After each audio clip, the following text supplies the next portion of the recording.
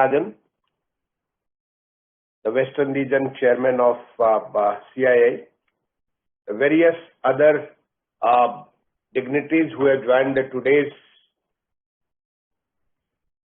this 13th edition of the CII Realty and Infrastructure Conclave 2021, which is discussing a very, very important subject: what's next, the future of the real estate. I mean, this can't be anything more pertinent than this.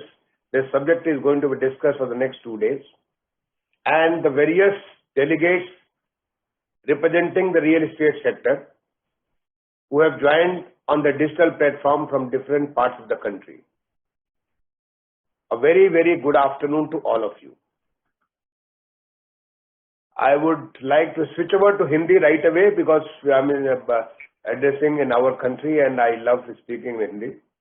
So I'll switch over to Hindi. If somebody has any objection, somebody has a problem in understanding Hindi, then maybe I'll continue in English, but I will move to Hindi right away. मैं सबसे पहले तो अपने confederation of Indian industries को इस बात के लिए बहुत बहुत धन्यवाद देना चाहता हूं कि आपने इतने महत्वपूर्ण विषय की what is next the future of real estate, इस विषय के ऊपर आपने बात रखी आप, और अगले 2 दिन तक इसके ऊपर आप चर्चा करेंगे। निश्चित तौर पे इस चर्चा से ऐसे महत्वपूर्ण बिंदु उभर करके आएंगे जो कि आगे के लिए रास्ता तय करेंगे कि हमें क्या करना चाहिए। अभी अभी आपको त्यागराजन साहब जो बोल रहे थे, उन्होंने बताया कि कैसे रियल एस्टेट सेक्टर में जो पूरी वैश्विक महामारी आई 2020 के मार्च के महीने से, उसका कितना एक नेगेटिव इम्पैक्ट पड़ा पूरे रियल एस्टेट सेक्टर पे। न केवल रियल एस्टेट सेक्टर में, बल्कि दुनिया का कोई भी ऐसा सेक्टर नहीं है किसी भी देश में जिसके ऊपर इसका नेगेटिव इम्पैक्ट नहीं पड़ा। तो रियल एस्टेट इससे कैसे अछूता रहेगा। लेकिन उन्होंने ये भी आपको बताया कि उसका इम्पैक्ट Q2 और Q3 में था, क्योंकि उसमें लॉकडाउन का इम्पैक्ट था, उस समय तमाम सारे मूवमेंट पर रिस्ट्रिक्शंस का इम्पैक्ट था। लेकिन हमारी इकोनॉमी तुरंत वापस लौटी जब हम Q3 के बाद Q4 में आए और नेक्स्ट Q1 में आए, जो 2021 के Q1 में आए, तो हमारी इकोनॉमी में फिर से वापस वैसी ही चमक आनी चालू हो गई। फिर से रिवाइवल हो गया लॉन्चेस का भी और सेल एंड परचेजेस का भी। एक बार दोबारा फिर से दूसरा झोंका आया है जो अप्रैल के महीने में लगभग 3 महीने का, that impacted our Q2 again.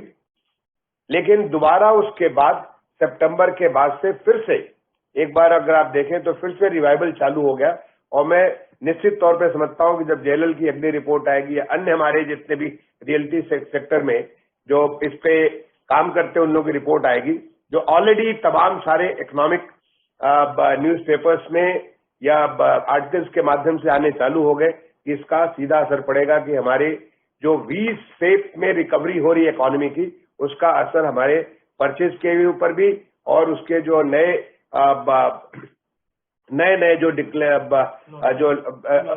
जो लॉन्चेस होंगे उसके ऊपर भी सीधा सीधा पड़ेगा। जहां तक रियल एस्टेट सेक्टर का सवाल है, देखिए रियल एस्टेट सेक्टर तो हमारी जिंदगी से सीधा सीधा जुड़ा हुआ है। हर आदमी को अपना मकान चाहिए, मकान के साथ काम काज के लिए उसके लिए कोई ऐसा ठिकाना चाहिए। हमें बिजनेस करने के लिए कोई न कोई ऐसी कॉमर्शियल और ऐसे जगह चाहिए। तो हम सबको ये ऐसी चीजें जो कि हम सबके साथ जुड़ा है और इसी वजह से इकोनॉमी में इसका इतना बड़ा महत्व है और ये बहुत बड़ा एक एम्प्लॉयर के तौर पे काम कर रहा है। और आगे का जो हमारा रास्ता है, जो तमाम सारे हमारे जो डेमोग्राफर जो प्रेडिक्शन करते हैं, आज के डेट में 2021 का जो सेंसस होना था वो नहीं हो पाया because of the challenges due to Covid. लेकिन एक अनुमान के मुताबिक आज हमारे देश में अर्बन इलाके का जो टोटल पॉपुलेशन है करीब 45 से 46 करोड़ के आसपास होगा। लेकिन जो ग्रोथ रेट चल रही है रूरल टू अर्बन माइग्रेशन का या अर्बन एरिया में उसके जो ग्रोथ का, तो उसके मुताबिक हम 2030 तक 60 करोड़ के आसपास आबादी पहुंचेंगे और 2051 का जो हमारा सेंसस होगा तो ये हमारी आबादी लगभग 88 करोड़ होगी और हम लोग प्राइमरली एक अर्बन इलाका हो चुके होंगे, अर्बन कंट्री। तब जबकि हमारा अगर अर्बन का डेफिनेशन देखा जाए तो वो हमारा बहुत ही, ये डेफिनेशन जो है बहुत ही रिस्ट्रिक्टिव है। अगर अन्य देशों के मुताबिक अगर हम अर्बन को डिफाइन करें, आज ही हमारा जो है लगभग 50% के आसपास हम अर्बनाइज हो चुके हैं। इनफैक्ट लोगों की अर्बन आदतें हैं, लेकिन वो अर्बन कहलाते नहीं है क्योंकि वो डिफाइंड नहीं अर्बन है। इसकी वजह से हमारा नंबर कम है। तो इसके मुताबिक न केवल लोगों की हाउसिंग की रिक्वायरमेंट बढ़ेगी, बल्कि बिजनेस की रिक्वायरमेंट, अन्य तमाम सारी रिक्वायरमेंट बढ़ती जाएगी। और इसके लिए रियल एस्टेट सेक्टर को पूरी तरह से लामबंद होना पड़ेगा, पूरा तैयार होना पड़ेगा। जो कोविड का आपने बताया, त्यागराजन साहब बताया, आज हमारे लिए बहुत ही सुखद दिवस है, बहुत ही अच्छा दिन है कि आज देश ने 100 करोड़ से ज्यादा लोगों को वैक्सीनेशन कर दिया है और इसमें लगभग 35% लोग हैं जिनका डबल डोज भी हो चुका है। तो ये एक बहुत ही पॉजिटिव साइन है। और मैं समझता हूं कि अब हमको इस बात का डर नहीं होना चाहिए, जिस प्रकार से वैक्सीनेशन हुआ है, कि अगर आगे का भी अगर कोई तीसरी भी वेव आती है तो निश्चित तौर पर उसका असर बहुत ही कम होगा। आपको ये भी जानकारी होगा कि हमारे माननीय प्रधानमंत्री जी के नेतृत्व में, उनके जो मार्गदर्शन में जिस प्रकार से कोविड के चैलेंज को एड्रेस किया गया राइट फ्रॉम द बिगिनिंग, जो मार्च में जब पहला हमारा जो फर्स्ट वेव आई थी तब से लेकर के जिस तरह से किया गया, उसको दुनिया के तमाम सारे देशों ने न केवल सराहा बल्कि हमारे मॉडल को भी स्वीकार किया। जिस प्रकार से हम जब लोग इतनी कठिनाई में रहते हैं, उस कठिनाई की अवस्था में लोग परेशान हो जाते हैं और हमारे माननीय प्रधानमंत्री जी ने आत्मनिर्भर भारत का एक नया लोगों को दिशा दिया और दिशा को तब्दील करने के लिए तमाम सारे सेक्टर्स को लगा दिया। जो आज आप देखते हैं कि पूरे हमारे देश में हर सेक्टर में आत्मनिर्भर भारत के तहत अपने आप को अपना कंट्रीब्यूशन करने के लिए एक होड़ सी लगी हुई है। आप कहीं भी देखें हमारे सेक्टर में, अभी मैं 100 एग्जाम्पल आपको दे दूंगा कि जहां पे हमने आत्मनिर्भर भारत के तहत ऐसे तमाम सारी चीजें की हैं जिससे हमारे देश की आत्मनिर्भरता भी बढ़ी है। हमारे देश में हम न केवल लोकल टू, हम पहले कहते थे वोकल टू लोकल, बट अब हम लोकल टू ग्लोबल हो रहे हैं। अभी हाल में एक सप्ताह पहले मैं सीरी सिटी में गया था, वहां पे जो मेट्रो कोच हमारे बन रहे हैं हिंदुस्तान में, ये मेट्रो कोच को मैं फ्लैग ऑफ करने गया था। मेलबर्न नहीं बल्कि मॉन्ट्रियल के मेट्रो को वहां भेजने के लिए मैंने फ्लैग ऑफ किया। आज वहां से हमारे मेलबर्न भी जा रहा है, सिडनी भी जा रहा है, ब्रिस्बेन जा रहा है, तमाम सारे दुनिया के शहरों में जो ऐसे शहर डेवलप सिटीज है वहां पे हमारे देश से चीजें बन करके जा रही, वो हमारा कॉन्फिडेंस लेवल बहुत ही ज्यादा बढ़ा रहा है। तो रियल एस्टेट सेक्टर का जहां तक सवाल है, इसके भविष्य में मुझे बिल्कुल कहीं भी किसी प्रकार का ऐसा शक नहीं है। मुझे लगता है कि आने वाले समय में बहुत तेजी से रियल एस्टेट का विकास होगा। लेकिन जो अभी हमारी लर्निंग हुई है इस कोविड के दौरान, इस लर्निंग के आधार पर मैं कई सारी बातें आपको कहना चाहूंगा जो कि देश ने एज ए पॉलिसी, क्योंकि हम आत्मनिर्भरता की तरफ बढ़ रहे हैं, एज ए पॉलिसी हमने बहुत सारी चीजें की है और बहुत सारी चीजें हमें करने की जरूरत है। जो सबसे पहला स्तंभ मैं कहता हूं रियल एस्टेट के बारे में, टेक्नोलॉजी इज समथिंग जिसको हमें पूरी भरपूर तरीके से इसका उपयोग करना चाहिए, क्योंकि टेक्नोलॉजी हमें बहुत बड़ा स्ट्रेंथ देता है। आपको जो ease of doing business in construction permits, world bank की जो रैंकिंग थी, उस रैंकिंग में हमारा स्थान आज से केवल 5-6 साल पहले 186 हुआ करता था अमॉन्ग 190 कंट्री। आप 190 देशों का जब मूल्यांकन होता था, हम उसमें 186 स्थान पे होते थे, यानी नीचे से 5वें स्थान पे होते थे। और पिछले साल की जब 2020 की रैंकिंग आई थी, हमारा 27वां स्थान था, यानी 156 स्थान हम लोग उसको ऊपर जंप कर गए। और इस साल के भी रिजल्ट नहीं आए, किसी कारणों से इस साल रिजल्ट नहीं आए। मुझे पूरा कॉन्फिडेंस था कि हम 20 के नीचे होते। ये केवल संभव हुआ क्योंकि जिस प्रकार से हमने टेक्नोलॉजी को अडॉप्ट किया है, इस स्केल पे जिस पे हम लोग काम करते हैं, वो टेक्नोलॉजी के माध्यम से ही संभव है। और यही नहीं, बल्कि कंस्ट्रक्शन परमिट के बारे में जो माननीय प्रधानमंत्री का आदेश था, हम केवल दिल्ली एंड मुंबई जिसका इवैल्यूएशन, जिसका मूल्यांकन वर्ल्ड बैंक करता है, हम केवल उन तक सीमित न रह करके सारे अपने सारे शहरों को लेकर, और आज हमारे करीब 2500 से ज्यादा शहर है जहां पे ऑनलाइन बिल्डिंग परमिशन सिस्टम है। पूरी की पूरी सहूलियत है, पूरी ईज ऑफ डूइंग बिजनेस है लोगों को, और इसकी वजह से काम उनका बहुत तेजी से हो जाता है। और हमें पूरा कॉन्फिडेंस है कि हम अगले मार्च के महीने तक 100% सारे शहरों में इसको लागू कर देंगे। आज करीब 19 राज्य या यूनियन टेरिटरीज है जहां पे ये पूरी तरह से लागू है। इसको हमें सारे 36 राज्य या यूनियन टेरिटरीज को लागू करना है। लेकिन हम टेक्नोलॉजी की जब बात करते हैं तब टेक्नोलॉजी केवल ईज ऑफ डूइंग बिजनेस के लिए नहीं, आज पहले बार हमने ग्लोबल हाउसिंग टेक्नोलॉजी चैलेंज करके दुनिया की बेस्ट कंस्ट्रक्शन टेक्नोलॉजी को हिंदुस्तान में लाया।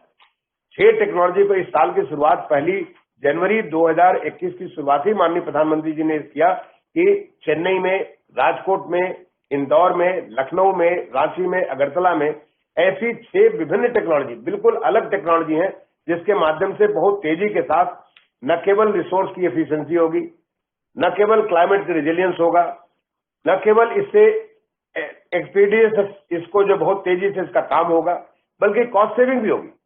ऐसी चीजें जो कि भविष्य के लिए अगर हमें इतना सारा कंस्ट्रक्शन करना है तो हमें एक नई टेक्नोलॉजी को अडॉप्ट करने की जरूरत है। मुझे खुशी हो रही है आपसे शेयर करते हुए कि अभी हाल में 5 अक्टूबर को लखनऊ में 3 दिन का एक एग्जीबिशन लगाया था, जिसमें एक इंडियन हाउसिंग टेक्नोलॉजी मेला भी लगाया था। हमारे हिंदुस्तान से 75, ये 75वां साल आजादी का अमृत महोत्सव चल रहा है, 75वें साल में 75 ऐसे नई कंस्ट्रक्शन टेक्नोलॉजी को हमने वहां बुलाया था जो कि हमारे लिए बहुत ही उपयोगी हो, और इसे देख करके तमाम लोगों ने उससे लेसन लिया किस प्रकार से जो स्थानीय मटेरियल है, चाहे मड हो, चाहे पराली हो, बहुत सारी कैसे स्थानीय मटेरियल जो वेस्ट मटेरियल है, जो कि इंडस्ट्रियल वेस्ट है, जो म्युनिसिपल वेस्ट है, उससे कैसे आप यूज करके आप चीजों को बना सकते हैं, कैसे तेजी से कंस्ट्रक्शन कर सकते हैं, कैसे आप कॉस्ट को कम कर सकते हैं। ऐसी तमाम किस्म की नई नई टेक्नोलॉजी वहां पे प्रदर्शित की गई थी। वो दिखाता है कि कैसे हमारे देश में ये टेक्नोलॉजी का एक नया जमाना है कि हम नई चीज को करने जा रहे हैं। आज अफोर्डेबल सस्टेनेबल हाउसिंग आशा का जो हमारा जो 5 जगह, जो 4 IITs में और एक हमारा सेंट्रल बिल्डिंग रिसर्च इंस्टीट्यूट के अंतर्गत जो हम लोग इसको एक नया उनको टेक्नोलॉजी इंक्यूबेशन के लिए और उसको आगे मास्टर करने के लिए, एक्सेलरेट करने के लिए जो व्यवस्था किए हुए, उसमें भी तमाम सारे लोगों का उसमें उत्साह के साथ भाग ले रहे हैं। तो मुझे लगता है कि कंस्ट्रक्शन के सेक्टर में, चाहे वो बिल्डिंग मटेरियल हो, बिल्डिंग प्रोसेस हो, चाहे बिल्डिंग टेक्नोलॉजी है, उसके बारे में काफी कुछ करने की जरूरत है। कुछ एक डेवलपर्स, कुछ एक हमारे रियल्टर्स जो कि इसको अडॉप्ट ऑलरेडी कर चुके हैं, ऐसा नहीं कि हमारे देश में पहले नहीं था, पहले कुछ जगह कर चुके हैं, लेकिन आज आवश्यकता है कि हम इसको एनमास करें, और इसीलिए एक टेक्नोग्राफी का सिस्टम हमने लागू किया कि जो हमारी नई टेक्नोलॉजी लागू हो रही है, उसको कोई भी, चाहे वो सरकारी हो, गैर सरकारी हो, अगर टेक्नोलॉजी सीखना चाहता है वो सीधे डिजिटल माध्यम से या वहां पे जाकर के इस चीज को सीख सकता है, उसको अडॉप्ट कर सकता है। इसके लिए हमने ट्रेनिंग प्रोग्राम, नवरीत का जो प्रोग्राम चालू किया, हमारा जो दिल्ली का हमारा school of planning and architecture है, या जो BMTPC है, दोनों को मिला करके एक प्रोग्राम चालू किया, जिसमें IITs के प्रोफेसर हैं, विदेशों से भी लोगों को उसमें हमने इन्वाइट किया हुआ है। इनके माध्यम से नई कंस्ट्रक्शन टेक्नोलॉजी लोग अडॉप्ट करें। और मैं ये कहूंगा सेक्टर को कि आपको आने वाले समय में, क्योंकि हमें क्लाइमेट बहुत बचा कर रखना है, क्लाइमेट को अच्छा रखना है, हमें क्लाइमेट को मिनिमम नुकसान करना है, इन्वायरमेंट को सेफ रखना है, इसके लिए या हमारे रिसोर्स की एफिशिएंसी के लिए समय से जल्दी अपने कंस्ट्रक्शन को पूरा करने के लिए इस नई टेक्नोलॉजी को अडॉप्ट करना हमारी आवश्यकता बनती है। दूसरा, एक बार हमने कंस्ट्रक्शन कर लिया, बस सेल के मार्फत भी, जो हमारा जो सेल हो रहा है, सेल के मार्फत भी जो हमें एक बार दोबारा बाहर निकलना है। जो अभी तक जो सेल हम करते हैं, लोग गए जाकर के सेलेक्ट किए, 10 जगह सेलेक्ट किए, 10 में से एक किया, उसको कैसे पेमेंट कर रहे हैं, कैसे उसका सिलेक्शन कर रहे हैं, ये बहुत ही एक दुविधाजनक, बहुत ही एक मैं समझता हूं कि डिस्करेजिंग हमारा वातावरण होता है। आज जो कोविड के माहौल में हम लोग डिजिटल माध्यम से इतना तेजी से जुड़ गए, क्या हम अपने सारे के सारे, चाहे वो कॉमर्शियल हो चाहे रेजिडेंशियल हो, इन सब चीजों को क्या हम कंप्लीटली डिजिटल प्लेटफॉर्म पे ला करके, जिसको हमने नेरेटको से कहा, क्रेडाई से कहा, और दोनों ने अपना डिजिटल प्लेटफॉर्म तैयार किया है, जिसके माध्यम से आपको सहूलियत है। मैं अगर दिल्ली में बैठ करके रांची में मकान लेना चाहता हूं, तो रांची के कहां पे किस एरिया में लेना चाहता हूं, क्या क्या मकान उपलब्ध है, पूरे मकान को मैं यहीं बैठे हुए माउस के साथ देख सकता हूं, यहीं पे मैं निर्णय ले सकता हूं, यहीं मैं एक प्लेटफॉर्म पर डिस्कशन भी कर सकता हूं, और एक बार जाकर के देख कर उसमें फाइनल कर सकता हूं। तो चाहे कॉमर्शियल प्रॉपर्टी हो, रेजिडेंशियल प्रॉपर्टी हो, इसमें जो आज सहूलियत ई कॉमर्स का, अमेजन या फ्लिपकार्ट या तमाम सारे जो हमारे जो ई कॉमर्स की सहूलियत प्राप्त हुई है, क्या हम ई कॉमर्स की सहूलियत अपने रियल एस्टेट में नहीं दे सकते?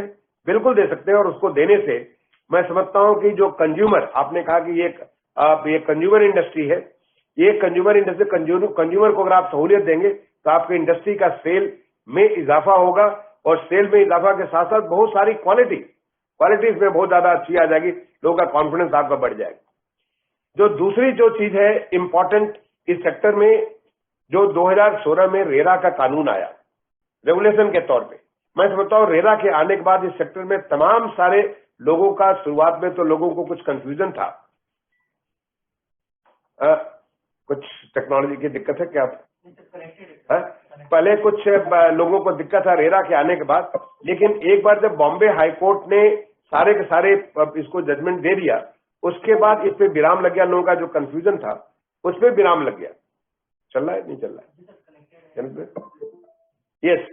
तो इससे जो है किस प्रकार से आप रेरा के माध्यम से देखिए कि अगर उसका नंबर देखें, आज नागालैंड को छोड़ करके देश के सारे राज्य आज रेरा को अडॉप्ट किए हुए। वेस्ट बंगाल को कुछ दिक्कतें थी, लेकिन हाल में जब माननीय सर्वोच्च न्यायालय ने आदेश जारी कर दिया, वेस्ट बंगाल ने भी अडॉप्ट किया। उन्होंने अपने रूल्स बनाए, वो भी अपनी अथॉरिटी बना लिए, वो भी अब इसको लागू कर रहे हैं। नागालैंड में कुछ कॉन्स्टिट्यूशनल इश्यूज है जिसको हम लोग रिजॉल्व करने की कोशिश कर रहे हैं। आज लगभग 75,000 से ज्यादा केसेस का रिजोल्यूशन हो चुका है। आज लगभग 70,000 हमारे रियल एस्टेट के प्रोजेक्ट इसमें रजिस्टर्ड है।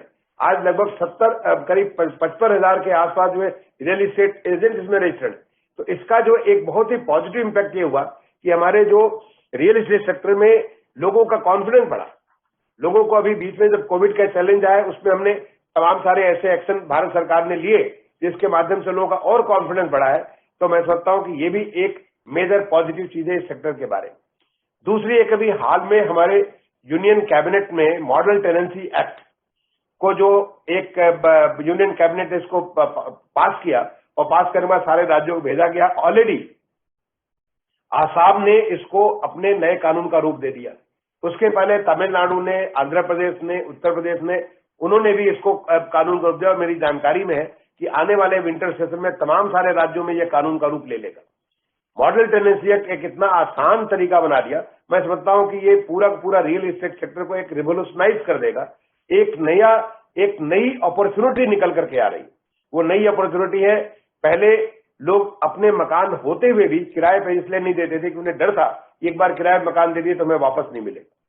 लेकिन अब चूंकि टेनेंट और आपका जो लैंडलॉर्ड है, दोनों के बीच में रिलेशनशिप इतना बैलेंस कर दिया गया इस एक्ट के माध्यम से, उसका जो डिस्प्यूट रेजोल्यूशन सिस्टम को इतना सिंप्लीफाई कर दिया गया है।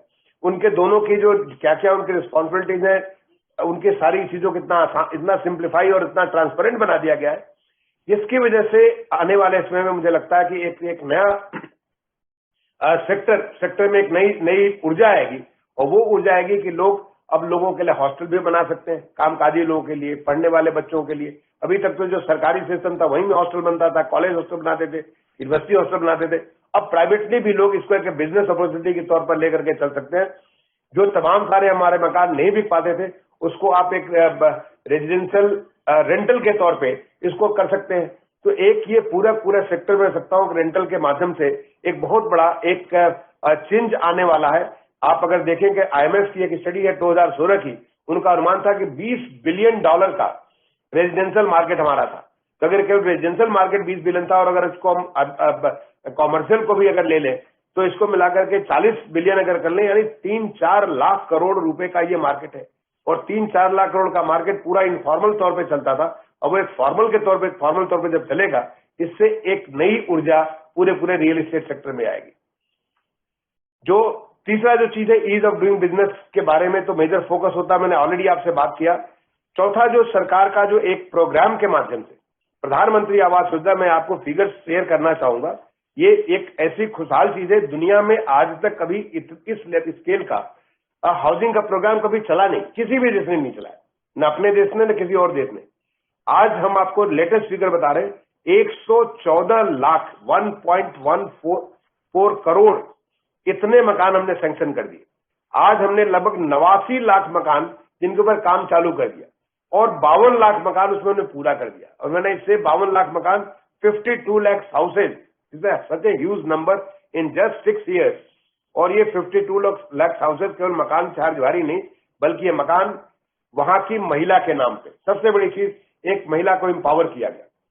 ये मकान उसमें पानी पीने के लिए भी है, बिजली भी है, गैस का चूल्हा भी है, टॉयलेट भी है, यानी उन सबको सुरक्षित, उनके आगे के लिए उनका भविष्य सुरक्षित कर दिया गया। और इसका सीधा लाभ पड़ेगा कि ऐसे लोग जो कि संकुचित थे, उनको आगे के उनका भविष्य नहीं दिख पा रहा था, अब वो उनका नया भविष्य बनाएंगे। वो इकोनॉमी में सीधा इंक्लूसिव इकोनॉमी उसका वो पार्ट होकर के इकोनॉमी में कंट्रीब्यूट करेंगे, जिससे इकोनॉमी को उसे बढ़ोतरी मिलेगी। इस पूरे के पूरे प्रोजेक्ट में आपको बता दूं, भारत सरकार का लगभग 1.85 लाख करोड़ का टोटल कमिटमेंट था, जिसमें सम 1.13 करोड़ रुपए 1.13 लाख करोड़ हम ऑलरेडी दे चुके हैं। That's the kind of thing government of India ने इसको ऑलरेडी कंट्रीब्यूट कर रखा है। मैं समझता हूं अगले 2 साल में हमारे सारे मकान ये पूरे हो जाएंगे। इसके माध्यम से जो हमारा अनुमान है, लगभग 4 करोड़ टन सीमेंट का प्रयोग हो चुका है, लगभग 90 लाख टन इसमें स्टील का प्रयोग हो चुका है। That is the kind of, इसका सोचिए कि कितना बड़ा इसका जो डायरेक्ट और इनडायरेक्ट इंपैक्ट पूरी इकोनॉमी के ऊपर पड़ रहा है। अभी हाल में जो हमारा अफोर्डेबल रेंटल हाउसिंग कॉम्प्लेक्स, जो कोविड के दौरान तमाम सारे लोग शहरों को छोड़ करके गांव में वापस जाने लगे, शहरों को छोड़ करके छोटे शहरों में जाने लगे, जिसका सीधा आप में से तमाम सारे लोग रियल एस्टेट के अलावा अन्य सेक्टर में भी काम करते होंगे, या रियल एस्टेट सेक्टर में जब तक आप पास लेबर नहीं होगा, जब तक आप पास काम करने वाले नहीं लोग होंगे, तो आप काम कहां से करेंगे? ये एक बहुत बड़ा चैलेंज के तौर पे आया, और इस चैलेंज को दूर करने के लिए पहले बार देश में अफोर्डेबल रेंटल हाउसिंग कॉम्प्लेक्स के तौर पे एक नई स्कीम लॉन्च की गई है, जो सब स्कीम ऑफ प्रधानमंत्री आवास योजना। और इस स्कीम में भी इतना पॉजिटिव इंपैक्ट आया है, ऑलरेडी करीब 7-8 हजार तो हमारे चालू हो गए, काम करने चालू हो गए। करीब 60,000 से ऊपर 60-62 हजार हमने पिछले महीने इसको सैंक्शन किया था, और आगे करीब हमारे पास 70-75 हजार के ऑलरेडी एप्लीकेशन आ चुके हैं। तमाम सारे प्राइवेट सेक्टर से, पब्लिक सेक्टर से लोग इसको एक नई अपॉर्चुनिटी के तौर पे देख रहे हैं। चाहे गवर्नमेंट ने जो टैक्स में इसमें सहूलियत दी है, एक एफआईआर देने की सहूलियत दी है, वहां पे अदर उसको जो सहूलियतें दी हैं, और इसके अलावा अगर आप नई टेक्नोलॉजी का प्रयोग करते हैं, उसके लिए टेक्नोलॉजी ग्रांट दिया है, इसका लोग उपयोग करते हुए अपने लोगों के लिए, जैसे कि अब सूरत में जो इंडस्ट्री, वहां पे इतनी बड़ी डायमंड की इंडस्ट्री है, जितनी बड़ी वहां पे टेक्सटाइल की इंडस्ट्री है, अब वो सूरत की इंडस्ट्री के लोग, उनको जो है उनके लिए आवश्यक है कि अगर वहीं पे मकान लोगों को मिल जाए, अगर लोगों के रहन सहन की स्थिति सुधर जाए, अफोर्डेबल रेंटल हाउसिंग हो जाए, तो वो स्लम में नहीं रहेंगे, जिंदगी से तमाम सारी चीजों से जूझते हैं उसको नहीं जूझेंगे, और वो अपना पूरे मनोरंजन के साथ अच्छा से अच्छा काम अपनी इंडस्ट्री को दे सकेंगे। ये कमोबेश पूरे देश में इस प्रकार से रिलायंस ने भी, मैं हाल में जब मैं सीरी सिटी गया हुआ था, वहां पे एस्टम के जो मैं कहा कि फ्लैग ऑफ करने के लिए मॉन्ट्रियल के मेट्रो के लिए, वहां पे सीरी सिटी के प्रेसिडेंट ने मुझे, वहां पे आगे लोग मुझसे कि वो दिखाना चाहते हैं, मैं उनके पास गया, उन्होंने कहा कि वो 3000 मकान बनाना चाहते हैं अपने लेबर के लिए वहां पे। इसी प्रकार का अफोर्डेबल रेंटल हाउसिंग कॉम्प्लेक्स बनाना चाहते हैं, क्योंकि जगह उनके पास बहुत है, उनके पास एफआईआर नहीं था। अब उनको एफआईआर मिल गया, अब वो बनाना चाहते हैं जिससे कि वहां मजदूरों को, जो काम करने वाले लोग हैं, उनको वो सहूलियतें दे दें जिसके माध्यम से वो पूरा का पूरा अच्छे से अच्छे, पूरी अपने मन के साथ, पूरी अपनी क्षमता के साथ अपने काम को पूरा कर सके। जहां तक फिस्कल सवाल है, फिस्कल में आपको मालूम है, मुझे बताने की जरूरत नहीं है, पिछले 6-7 सालों में कोई हमारा ऐसा बजट नहीं आया, या बीच में जो हमारे माननीय वित्त मंत्री जी के द्वारा या समय पे जो हमारे उनकी जो घोषणाएं होती है कि जिसमें रियल एस्टेट सेक्टर के बारे में ऐसी कुछ अनाउंसमेंट न किए गए, चाहे वो हमारे जीएसटी के बारे में हो, चाहे वो हमारे इनकम टैक्स के बारे में हो, चाहे वो अदर टैक्सेस के बारे में हो, ये हर प्रकार की, या फाइनेंशियल आरबीआई के माध्यम से जो जिस प्रकार का जो हमारा आज की डेट में होम लोन का जो इंटरेस्ट रेट कम हुआ है, repo rate, reverse repo rate, या जो तमाम सारे जो सहूलियतें दी गई है पूरी बैंकिंग, यहाँ पे मैडम रेणु जी बैठी हुई है, civil tell more about this, आपको ये सारी बातें आपको बताएंगे कि जितनी सहूलियतें बैंकों के माध्यम से दी गई है, ये इस प्रकार की सहूलियतें पिछले कितने सालों में आप 25-30 साल का इतिहास देख लीजिए, 40 साल का इतिहास देख लीजिए, कभी इस प्रकार की सहूलियतें रियल एस्टेट सेक्टर के मुताबिक नहीं दिया गया। सरकार ने रियलाइज किया कि रियल एस्टेट सेक्टर का कितना इंपॉर्टेंट रोल है, और उस रोल को कैसे हम पूरा इसे कर सकते हैं। रीट के माध्यम से, नील रहेजा जी यहाँ पे है, रीट के माध्यम से कैसे लोग सहूलियत दी गई, और आज तमाम लोग रीट में भी आ रहे हैं। एक आपको रास्ता दिया गया कि नए रास्ते से आप इसको फाइनेंस कर सकते हैं। इसको जो है आपको जो एचएफसी को मौका दिया गया कि आप फॉरेन से फंड को आप ला सकते हैं। ऐसे तमाम सारे मेजर्स लिए गए, उन सारे मेजर्स के माध्यम से इसको रियल एस्टेट सेक्टर को फैसिलिटेट करने की कोशिश की गई। फॉरेन जो एफडीआई के माध्यम से पूरा ऑटोमेटिक सेक्टर के तौर पे 100% उसको अलाउ किया गया। इधर जो है हमारे कुछ राज्यों ने हमारे इसको जो है स्टैंप ड्यूटी में भी इसको छूट देने की कोशिश की, और भी कई किस्म की सहूलियतें राज्यों ने, क्योंकि हर एक को मालूम है कि ये सेक्टर ऐसा है जो कि सीधे सीधे हर आदमी की जिंदगी से ताल्लुकात रखता है, हर आदमी को सीधे सीधे इम्पैक्ट करता है। आज अगर पूरे देश में 2 प्रोग्राम जो कि सबसे ज्यादा इम्पैक्ट किए हुए, एक तो हमारा स्वच्छ भारत मिशन है, जो कि हर आदमी के लाइफ से डायरेक्टली जुड़ा हुआ है, क्योंकि चाहे आपके आपके घर में टॉयलेट है लेकिन आप घर के बाहर निकलते हैं, गंदगी आप दिखते हैं तो आप उससे इम्पैक्ट होते हैं। तो स्वच्छ भारत से हर कोई इम्पैक्टेड है। Everybody feel so proud of कि जो पिछले 6-7 सालों में स्वच्छ भारत के माध्यम से जो परिवर्तन आए शहरों में, आज हम 70% पे पहुंचे। अभी हाल में स्वच्छ भारत मिशन अर्बन का 2.0 माननीय प्रधानमंत्री जी ने 1 अक्टूबर को लॉन्च किया। और मैं सकता हूं कि जिस प्रकार का जन आंदोलन ये बना है, अगले आने वाले 5 साल में देश को ऐसा बढ़िया बना देंगे जिससे हम सबको गर्व होगा कि हम देश के हम नागरिक हैं और हमको पूरा का पूरा इस अच्छे स्वच्छ व्यवस्था के तहत हम काम करने को तैयार है। और दूसरा जो प्रोग्राम जो सबसे ज्यादा इम्पैक्ट किया वो हमारा हाउसिंग का प्रोग्राम है, जिससे हर आदमी के लाइफ को सीधा सीधा इम्पैक्ट हुआ है। तो इसमें मैं समझता हूं कि जो आपने विषय चुना है, ये विषय आपका है what's next. What's next? We have to adopt the technology. What's next? We have to go for something better. We have to give the best to our people.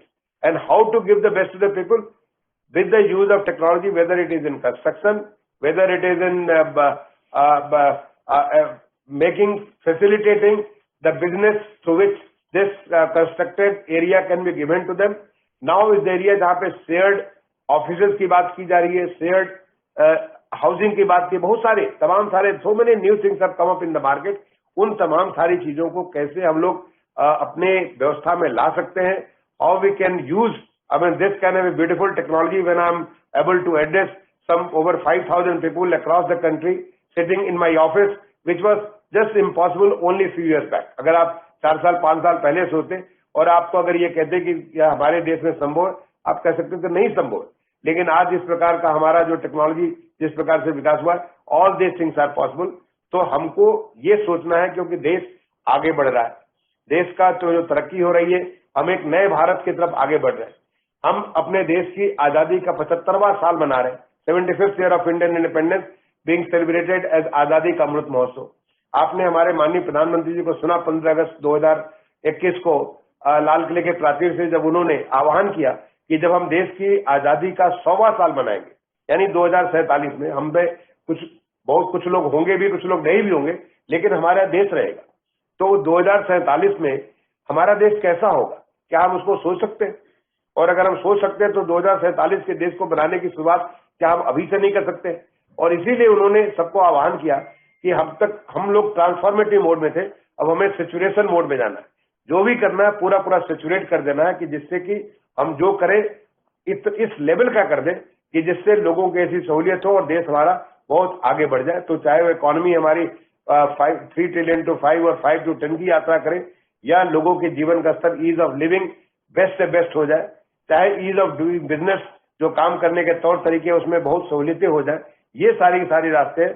तो मुझे लगता है कि आपका जो प्रश्न है कि what's next, the future of the real estate, future of the real estate is extremely bright. We have to make the best out of it. We have to get the best out of it. And how we can get the best out of it? By, learning from what we have learned today and moving further from there. So I wish you all the very best for the next 2 days. You will be having a detailed deliberation on the subject. And please do share with us. Thyagarajan ji, मैं आपसे कहूंगा कि आपकी जो अच्छी बातें इसमें निकलेंगी, ऐसे भी आपके इंडस्ट्री के लोग मुझसे काफी मिलते रहते हैं, काफी सारी बातें मुझे आपसे सीखने को मिलती है और आपसे सीख करके हमें पॉलिसी बनाने में बहुत सारी सहूलियतें मिलती हैं। तो जो आपकी लर्निंग हो, please do share with us. So I wish you all the very best. Thank you.